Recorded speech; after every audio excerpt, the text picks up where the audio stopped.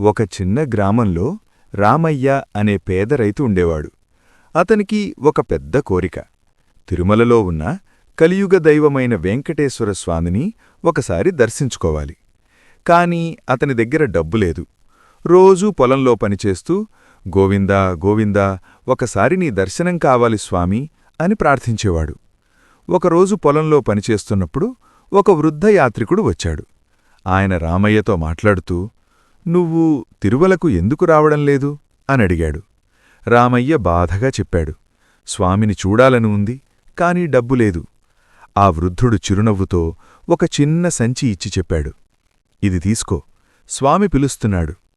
రామయ్య ఆశ్చర్యపోయాడు. సంచి తెరిచి చూసేసరికి అందులో యాత్రకు సరిపడా డబ్బుంది.